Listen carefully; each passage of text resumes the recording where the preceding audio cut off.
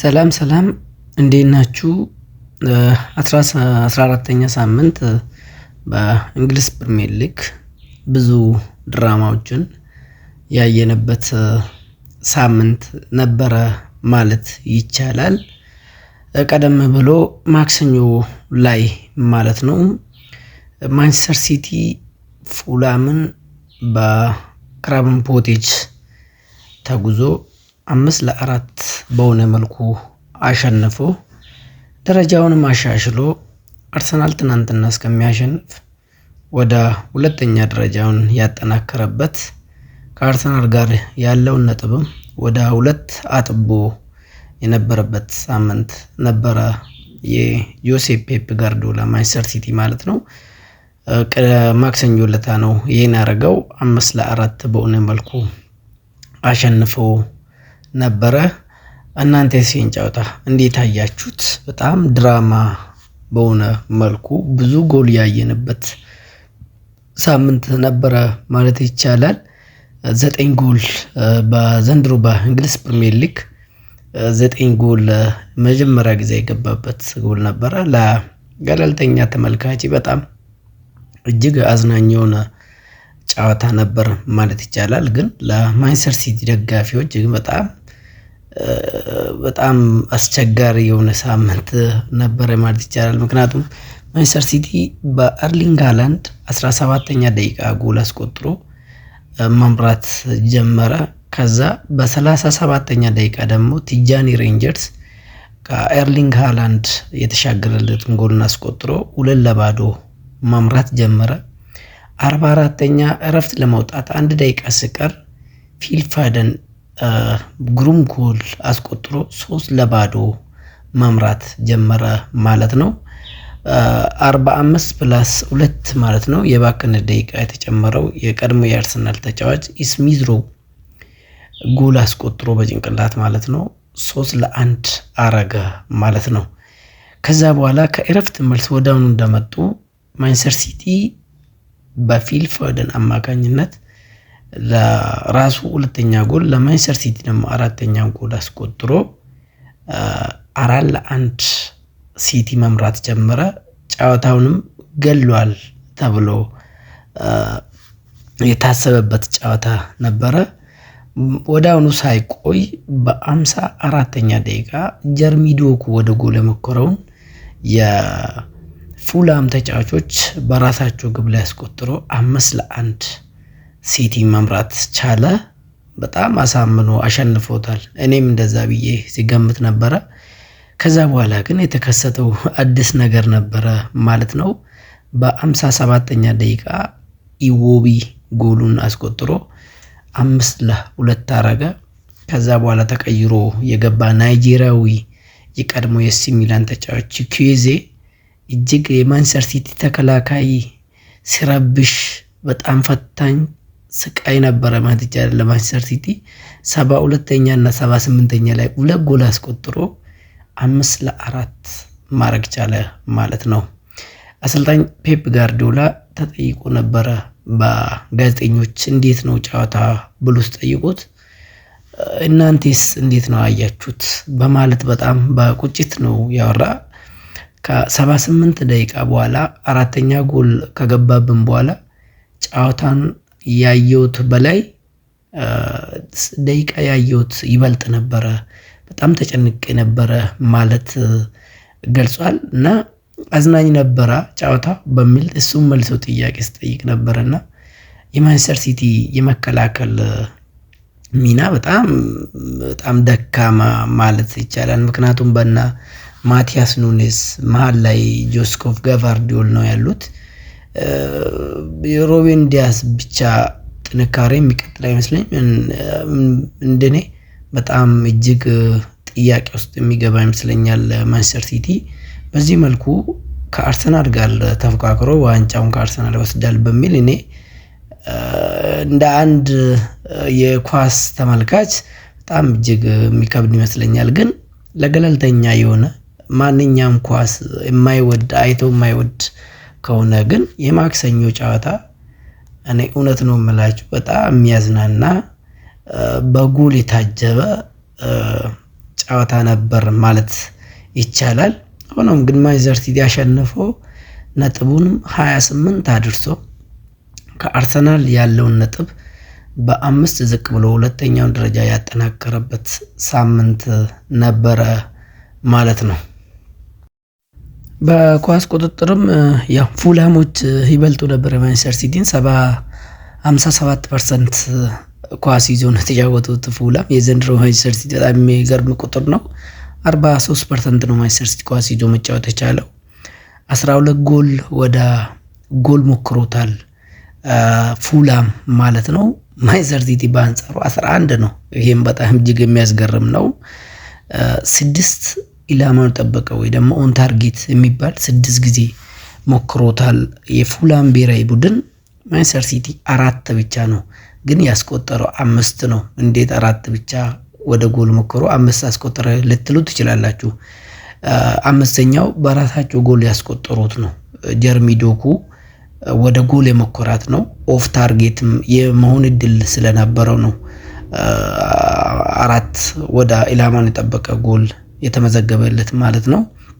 ከዛ ውጪ የኤርሊንግ ሃላንድ 2 ጊዜ ፖል የመለሰበት እናስታውሳለን። በጣም በሁሉም ነገር ማንቸስተር ተበልጦ ነው ያን ጨዋታ ያሸነፈ ማለት ይቻላል። ሌላ ጨዋታ በሜዳው ኒውካስትል ቶትናም አስተናግዶ 2 አቻ የወጡበት ጨዋታ ነበረ። ብሩኖ ጉማሬሽ ለኒውካስትል ጎል አስቆጥሮ ሲመሩ ቆይቶ ነበረ። ከዛ በኋላ ሮሜሮ ለቶትናም አስቆጥሮ 1 አቻ አረገው። አንቶኒ ጎርደን በቅጣት ምት ጎል አስቆጥሮ 2-1 ኒውካስትል መምራት ጀመረ። ከዛ በኋላ ነው ሮሜሮ አሁንም ሁለተኛውን ጎል ራሱ ላይ ዞሮ ነው እንጂ ፎርቢችም አይደለም ግን ቆሞ ነው ራሱ ላይ ተገልብጠው ጎሉን አስቆጥሮ ለራሱ ሁለተኛ ለቶትናም ሁለተኛ ጎል 2 አቻ ያረገበት ጨዋታ ነበረ። ቶትናም በጣም እየተቸገረ የሚገኝ ክለብ አንዱ ነው ዘንድሮ ማለት ነው። እጅግ በቶማስ ፍራንክ ስር ደካማ እንቅስቃሴ እያደረገበት እሱም ብዙ አልተወራለትም እንጂ ቶትናም ውጤት የራቀበት ክለብ መሆኑን እያየንበት አስታውሰናል ማለት ነው። ሌላ ጨዋታ ትናንትና አርሰናል የሊጉ መሪ ብሬንትፎርድን ገጥሞ 2-0 በሆነ መልኩ አሸንፎ ወጥቷል። 11ኛ ደቂቃ ላይ ከቤን ዋይት የተሻገረለትን ኳስ መሪኖ ነው ጎል ያስቆጠረ። ይሄ ስፔናዊ ተጫዋች መሀል ላይ ነው። የሱ ድርሻ ግን አሰልጣኝ ሚካኤል አርቴታ ቀይሮት ሲቸገር ነው ወደ 9 ቁጥር ወይ ደግሞ አጥቂ ሚና ሰጥቶት እያጫወቱ የሚገኙት። ግን እሱም በጣም አላሳፈረው። ትልቅ ሚና እየተወጣ የሚገኝ ተጫዋች ነው። ከአርሰናል አሁን ኮከብ ጎል አግቢ እሱ ነው።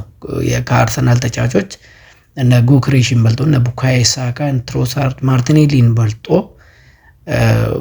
ብዙ ጎል ያስቆጠረ ለአርሰናል ሚካኤል መሪኖ ነው። ጎል ማስቆጠር ብቻ ነው አይደለም፣ ይሄ ተጫዋች የሚያደርገውን ለቡድን ማገዝ ሚና በጣም እጅግ የሚገርም ተጽዕኖ ነው ያለ። ስለዚህ እሱ 11ኛ ደቂቃ ላይ አስቆጥሮ ቲሙ እየመራ ነበረ። ከዛ በኋላ ብሬንትፎርዶች ጫና ፈጥሮ መጫወት በጣም ተጭኖ ሲጫወቱ ነበረ። በ90+ ላይ ቡካዮ ሳካ ጎል አስቆጥሮ 2-0 በሆነ መልኩ አርሰናልም እንድትረጋጋ ያረጋት ጎል ነው ያስቆጠረ። ቡካዮ ሳካ ተቀይሮ ነው ገባ። ትናንትና በርግጥ 62% አርሰናል ኳሱን ፖሰስ አርግቶ ተጫውቷል። 38 ደግሞ በብሬንትፎርድ በኩል ተጫውቷል።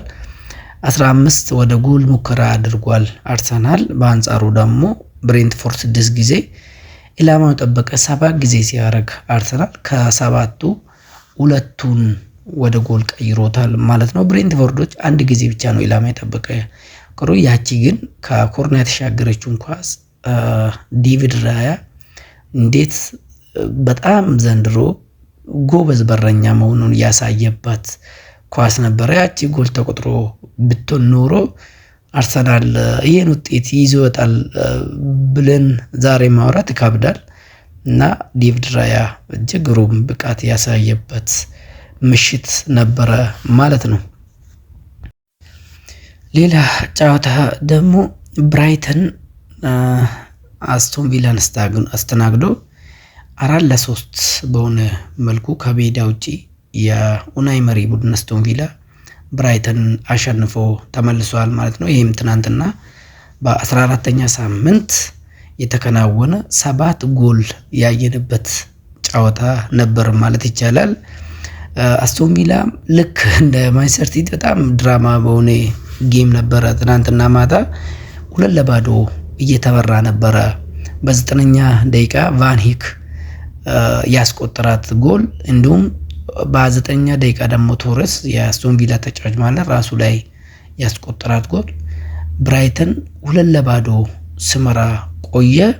ከዛ በኋላ ዋትኪንስ በ37 እና 45+7 ላይ ጎል አስቆጥሮ 2-0 አረገ ማለት ነው። በ60 ደቂቃ ደግሞ ኦናና አሁንም ጎል አስቆጥሮ 3-2 መራ። በ83ኛ ደቂቃ አሁንም ቫኔክ ለራሱ ሁለተኛ ጎል ለክለቡ ደግሞ ሶስተኛ ጎል አስቆጥሮ 3-0 አረገ። ማለን በ78ኛ ደቂቃ ማለት ነው። በእርግጥ 4-2 መምራት ቻሉ። ከዛ በኋላ ነው ቫኔክ 83ኛ ደቂቃ ላይ ለ4-3 ያረጋትን ኳስ ያስቆጠረ ማለት ነው። አስቶን ቪላም ይሄን ውጤት አስመልክቶ ወደ 3ኛ ደረጃ ላይ ከፍ ብሏል። የኡናይ ኤመሪ አጀማመሩ ብዙም የሚያረካ አልነበረም። አሁን ግን ኋላ ላይ ውጤቱን እያሻሻለ ወደ ሪትሙ የመጣ ይመስላል እና ሞርጋን ሮጀርስ የያዘ ቡድን የኡናይ ኤመሪ ማለት ነው ቼልሲ መሸነፉን ተከትሎ ወደ 3ኛ ደረጃ ላይ ከፍ ብሏል ማለት ነው። የኡናይ ኤመሪ ቡድን ቀጣይ በ15ኛ ሳምንት በእንግሊዝ ፕሪሚየር ሊግ ከአርሰናል ጋር የሚያደርጉት ጨዋታ በጣም እጅግ የሚጠበቅ አድርጎታል ማለት ነው። አስቶን ቪላ አሁን ያለበት ወቅታዊ አቋምና አርሰናል ደግሞ ሊጉ መሪ ከመሆኑ አንፃር ቀጣይ በ15ኛ ሳምንት ቅዳሜ ላይ 9 ሰዓት ተኩል የሚገናኙት በጣም አጓጊ ነው ማለት ነው። በቪላ ፓርክ በራሱ ሜዳ ነው የሚገናኙት። ሆኖም ግን አስቶን ቪላ 4-3 ከሜዳ ውጪ ተጉዞ ብራይተንን አሸንፎ ተመልሷል። ጨዋታ እጅግ በጣም አስቸጋሪ ቢሆንም ማለት ነው። ሌላ ጨዋታ በጣም እጅግ የሚገርም ሊድስ ከቼልሲ ተገናኝቶ ቼልሲን 3-1 በሆነ መልኩ አሸንፎታል። ባለፈው በ13ኛ ሳምንት ቼልሲ በጎድሎ ተጫዋች አርሰናልን እንዴት ሲያስቸግር እንደነበረ ሁላችንም አይተናል። ትናንትና ደግሞ በተቃራኒ ከሊድስ ጋር ተገናኝቶ 3-1 በሆነ መልኩ ተሸንፏል። ቼልሲም ልክ እንደ ማንቸስተር ሲቲ የመከላከል አቅሙ በጣም የተዳከመ መሆኑን አይተናል። በእርግጥ አርሰናል ላይ ይዞ የገቡት የኢንዞ ማሬስካ ላይን አፑ ትናንትና እጅግ በጣም ቀይሮት ገብቷል። ባለፈው ማን ኦፍ ዘ ማች ጨዋታ ኮከብ የነበረው ሪስ ጄምስ ቤንች አርግቶ ነው ገቡት። ትናንትና ሲመሩም ይሄን ተጫዋች ቀይሮ አላስገቡትም እና ፔድሮ ኔቶንም ተጠባባቂ ማሎ ጉስቶ ተጠባባቂ ወንበር ላይ አርግቶ ነው የገቡ ይመስለኛል። ንቆት የመጣ ውጤት ብዬ ነው የሚገምተው የቼልሲ ቡድን ቢሆንም ሆኖም ደግሞ ሊድስ ባለፈው ማንቸስተር ሲቲን ከኋላ ተነስቶ 2 ጎል አስቆጥሮ ማንቸስተር ሲቲን ሲያስጨንቅ እንደነበረ አይተናል። ትናንትናም ያን አርጎ የቼልሲን ደካማ መከላከል አቅሙን ተጠቅሞ 3-1 በሆነ መልኩ አሸንፎ ወጥቷል ማለት ነው። በ6ኛ ደቂቃ ቢጆል አስቆጥሮ መምራት ጀመሩ።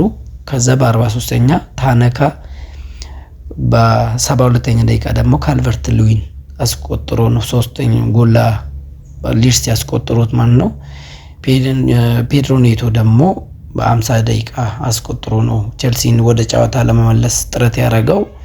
ሆኖም ግን በመጨረሻ 72ኛ ደቂቃ ካልቨርት ሉዊን የቀድሞ የኤቨርተን አጥቂ ያስቆጠራት ግብ ኤቨርተን ሊድስን ሙሉ 3 ነጥብ ይዞ እንዲወጡ አገዘች ማለት ነው። ሌላ ጨዋታ ዘንድሮ እጅግ ሲቸገር የሚገኘው ሊቨርፑል በሜዳው አንፊልድ ሰንደርላንድን አስተናግዶ አንድ አቻ በሆነ መልኩ ወጥቷል ማለት ነው። ሊቨርፑል በጣም ዘንድሮ በጣም የሚገርም ነው። ሊቨርፑል ኦን ጎል ነው ያስቆጠረው በ72 ደቂቃ ላይ ማለት ነው። በ67ኛ ደቂቃ ላይ ታልቢ የሚባል ተጫዋች የሰንደርላንዱን አንድ ጎል አስቆጥሮ ሲመሩ ቆዩ። ከዛ በኋላ ዊርትዝ የመጀመሪያውን ትናንትና ወደ ጎል ሙከራት ራሱ ላይ ሰንደርላንድ ተጫዋች አስቆጥሮ አንድ አቻ በሆነ መልኩ ወጥቷል ማለት ነው።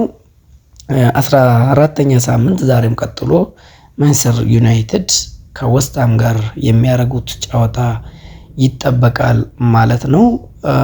የደረጃ ሰንጠረዡን አርሰናል በ33 ነጥብ እየመራ ይገኛል።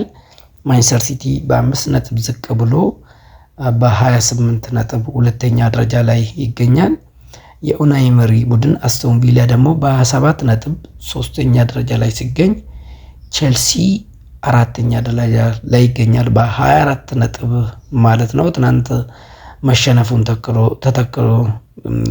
ተከትሎ ነው ማለት ነው የኤንዞ ማሬስካ ቡድን አራተኛ ደረጃ ላይ ይገኛል።